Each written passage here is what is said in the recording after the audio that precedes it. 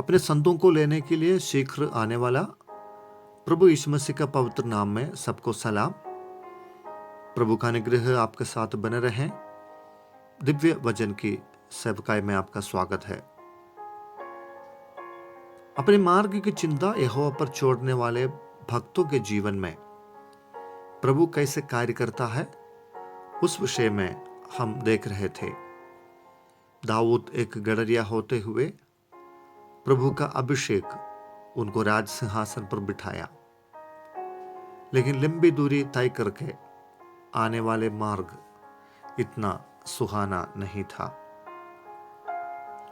उत्पत्ति के पुस्तक में 37 अध्याय से लेकर हम यूसुफ के बारे में देख सकते हैं।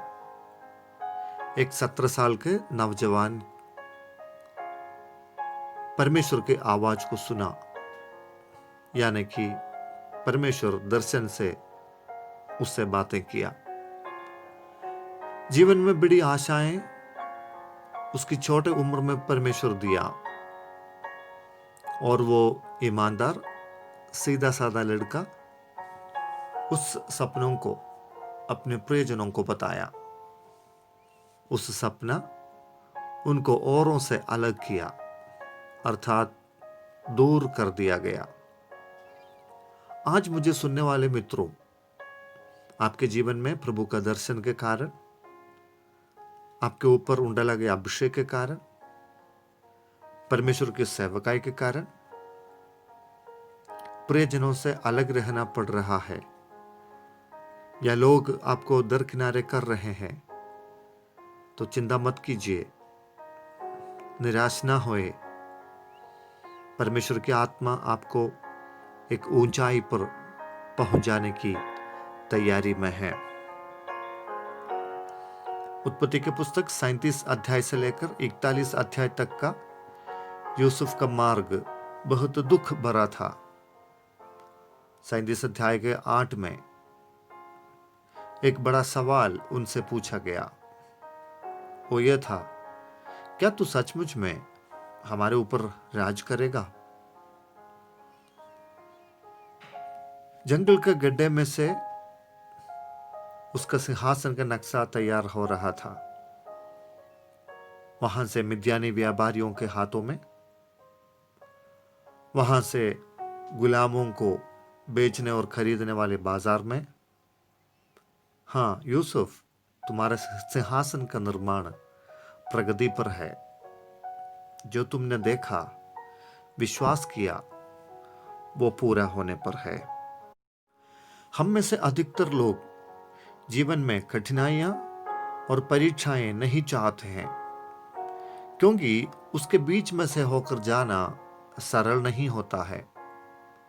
कईयों ने शुरुआत में भी छोड़ दिया, जहां कईयों ने पीछे मुड़कर गया।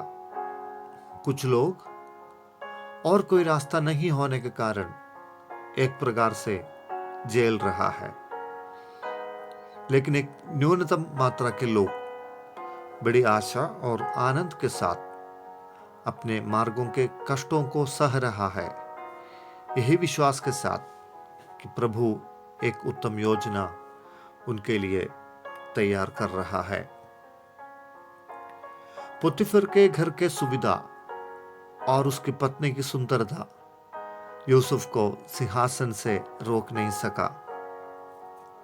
तत्कालीन आनंद से बढ़कर यूसुफ की नजर हमेशा के लिए रहने वाले आनंद में था।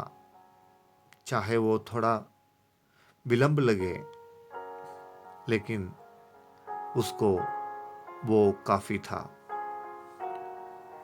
क्या यूसुफ सिंहासन के मार्ग में बंदीगृह भी था? बंदीगृह कईयों के जीवन के मार्गों को बंद कर दिया गया, लेकिन परमेश्वर की आत्मा से चलाए चलने वाला यूसुफ के लिए राजमहल के लिए एक राजमार्ग बंदीगृह से खुल गया है।